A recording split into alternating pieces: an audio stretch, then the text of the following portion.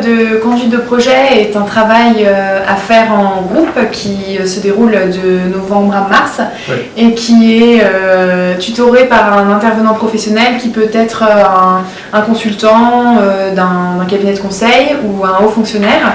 Donc on a dû réaliser un certain nombre d'entretiens avec des professionnels, faire certaines recherches.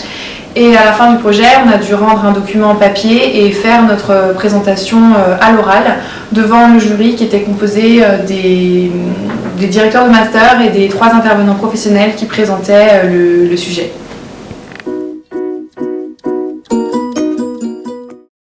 Nous avons tous les deux travaillé sur une simulation de gestion de projet qui portait sur une demande réelle d'un conseil général qui souhaitait optimiser ses processus au regard des nouvelles exigences du développement durable.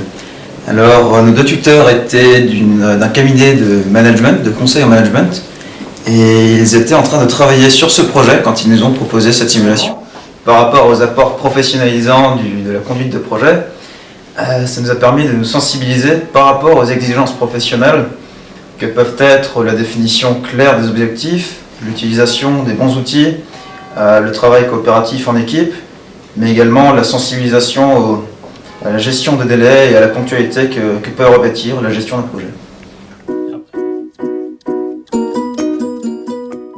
Nous avons travaillé sur des études de faisabilité pour potentielle réalisation d'un pont en franchissement sur le Rhin. Donc nous, on avait peut-être un peu dans l'idée qu'il n'y avait qu'une partie technique, un pont c'était juste la construction, et on s'est très vite rendu compte en fait qu'un projet c'était bien plus compliqué que ça, bien plus complexe, que ça prenait énormément de temps parce qu'il fallait savoir identifier le besoin, hein, c'est quelque chose où on a beaucoup insisté. C'était un travail de longue haleine, donc qui a demandé une répartition des tâches, qui a demandé une certaine compréhension, une communication. Et l'un des apports, je pense, c'est apprendre comme ça à se réunir, à se comprendre et puis à trouver cette énergie, cette dynamique de groupe. Travailler ensemble pour un objectif commun.